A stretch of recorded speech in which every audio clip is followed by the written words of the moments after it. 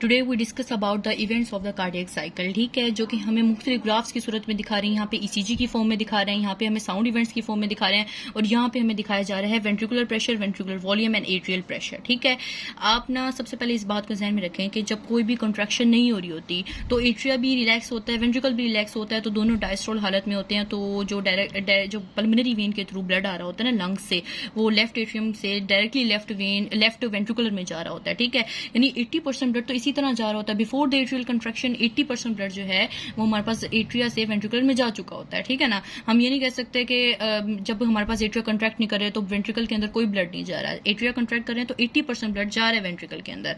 अब जैसे ही atria contract करेंगे, कैसे कंट्रैक्ट करेंगे, जाहिर सी बात है एक्शन पोटेंशियल आएगा ऐसे नोड के थ्रू, तो एट्रिया डीपोलराइज करेंगे।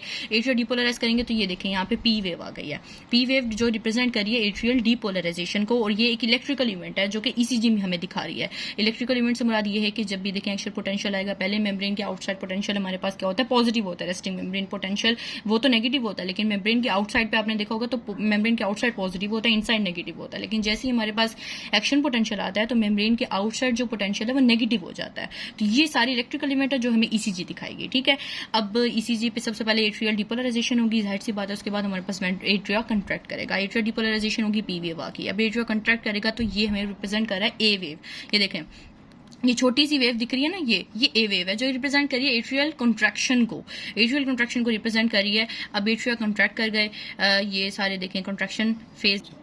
अब एट्रिया कंट्रैक्ट कर गया, ए वेव आ गया। ठीक है, अब आप देखें ये वेंट्रिकुलर वॉल्यूम इंक्रीज कर रहा है। जैसी बात एट्रिया कंट्रैक्ट कर रहा है तो एट्रिया का जो ब्लड है ना वो वेंट्रिकल में जा रहा है। तो ये देखें नीचे हमें दिखा रहा है वेंट्रिकल इंक्रीज कर रहा है। ये वेंट्रिकल ब्लू जो देख रहे हैं ग्राफ, ये वेंट्रिकुलर वॉल्यूम को शो कर रहा है। तो ये देखें वेंट्रिकल का जो वॉल्यूम है वो इंक्रीज हो रहा है बिकॉज एट्रिया का जो एट्रियल कंट्रैक्शन पे एट्रिया का जो ब्लड है वो वेंट्रिकल में आ रहा है। ठीक है, अब जब एट्रिया जब कंप्लीटली कॉन्ट्रैक्ट कर जाता है ना तो एवी वॉल्व क्या हो जाता है, क्लोज हो जाता है। आपने ये बात याद रखनी है कि एट्रियल कॉन्ट्रैक्शन, पूरी एट्रियल कॉन्ट्रैक्शन के दौरान एवी वाल्व जो है ना वो ओपन रहता है, लेकिन जैसे ही एट्रियल कंट्रैक्शन खत्म हो जाती है तो एवी वाल्व क्या हो जाता है, क्लोज हो जाता है, जो कि इस बात को प्रेजेंट करे कि एट्रियल कंट्रैक्शन खत्म हो गई है और एवी वाल्व क्या हो जाता है, क्लोज हो जाता है। लेकिन उससे क्या होता है, अब एट्रियल की कंट्रैक्शन से वेंट्रिकल वॉल्यूम बढ़ रहा है। अब देखिए वेंट्रिकुलर वॉल्यूम बढ़ गया, वेंट्रिकल ने कॉन्ट्रैक्ट करना, जाहिर सी बात है जब एट्रिया कॉन्ट्रैक्ट कर रहा था तो वेंट्रिकल डायस्टोल हालत में था और जब एट्रिया रिलैक्स करेगा तो वेंट्रिकल की कॉन्ट्रैक्शन हो रही होगी।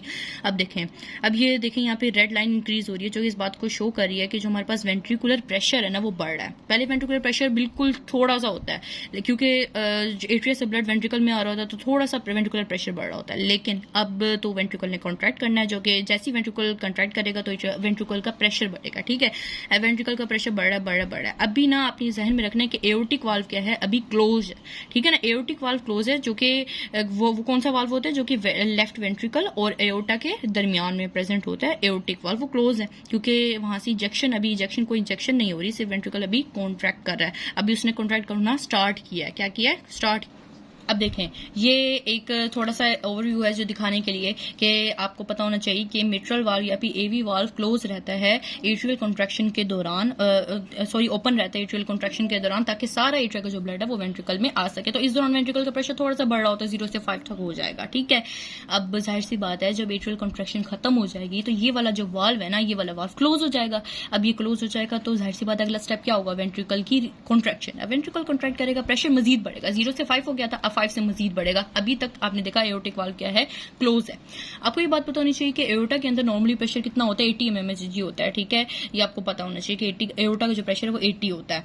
अब ना एक मजीद बात कि वेंट्रिकल है, वेंट्रिकल का प्रेशर 5 तक पहुंच गया, अब वेंट्रिकल कॉन्ट्रैक्ट होना स्टार्ट हो गया, 5 से मजीद बढ़ेगा, 5 से मजीद। अब देखिए वेंट्रिकल का प्रेशर बढ़ रहा है, 0 से 5 था, अब 5 से 80 हो गया, 80 mmHg तक पहुंच गया। ठीक है, लेकिन जैसे 80 mmHg से थोड़ा सा बढ़ना शुरू होगा ना तो क्या होगा, ये जो वाल्व है ना ये ओपन हो जाएगा। क्या हो जाएगा, ओपन हो जाएगा। जैसे थोड़ा सा 80 mmHg से बढ़ना स्टार्ट होगा तो क्या है, वेंट्रिकल का जो सारा मतलब वेंट्रिकल का जो ब्लड है वो वेंट्रिकल से एओर्टा में जाना शुरू हो जाएगा। यानी ये वाला जो है ये खुल जाएगा, ये खुल जाएगा और ये देखें ये ब्लड हमारे पास जा रहा है। अब ब्लड जा रहा है वेंट्रिकल से एओर्टा में ब्लड जा रहा है। ठीक है, तो वेंट्रिकल वेंट्रिकल का प्रेशर, वेंट्रिकल मजीद कॉन्ट्रैक्ट करेगा, जिससे मजीद जो ब्लड है वो एओर्टा में जाएगा। 80 से जो पहले 80 प्रेशर था वो 120 तक पहुंच जाएगा। जैसे ही प्रेशर वेंट्रिकल का 120 mmHg तक पहुंचेगा तो क्या होगा, 120 mmHg तक पहुंचे तो वो सारा जो प्रेशर है वो जाहिर सी बात है वो एओर्टा में भी गया, तो एओर्टा का जो प्रेशर है वो भी 120 तक पहुंच जाएगा।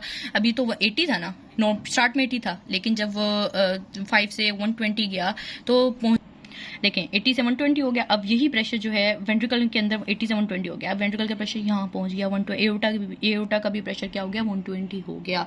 लेकिन फिर क्या होगा, वेंट्रिकल का प्रेशर जैसे ही 120 तक पहुंचेगा उसके बाद फॉल होना शुरू होगा, इसमें डिक्रीज आना शुरू हो जाएगा, जो कि रिप्रेजेंट करेगा कि वेंट्रिकल क्या हो रहा है, जो कि डिक्रीज करेगा कि वेंट्रिकल क्या हो रहा है, रिलैक्स हो रहा है। तो जाहिर सी बात है जब वेंट्रिकल रिलैक्स हो रहा है, इसका प्रेशर कम हो रहा है, एओर्टा का तो 120 था, अब इसका प्रेशर कम होना शुरू हो गया। जैसे ही इसका प्रेशर कम होना शुरू होगा तो एओर्टिक वाल्व क्या हो जाएगा, क्लोज हो जाएगा। एओर्टिक वाल्व क्लोज हो जाएगा, जो कि रिप्रेजेंट कर रहा होगा कि अब कोई मजीद जो वेंट्रिकल का ब्लड है वो एओर्टा में नहीं जाएगा। अब क्योंकि क्लोज क्यों हुआ, क्योंकि एओर्टा का प्रेशर वेंट्रिकल से बढ़ गया था। अब एक बात यहाँ ध्यान में रखनी है, यहाँ पे देख सकते हैं आप मिट्रल वाल्व तो पहले से ही क्लोज था। मिट्रल वाल्व था ना, ये जो एवी वाल्व था जो एट्रिया और वेंट्रिकल के दरमियान था, वो तो पहले से ही क्लोज था ना, वो पहले से ही क्लोज था। अब एओर्टिक वाल्व भी क्लोज हो गया, जबकि वेंट्रिकल का प्रेशर तो कम हो रहा है, 120 था ना, 120 कम होता रहेगा, कम होता रहेगा, कम होता रहेगा। अब वेंट्रिकल का प्रेशर कम होता रहा है तो आप देख सकते हैं इसमें दोनों ही वाल्व क्लोज हैं, लेकिन वेंट्रिकल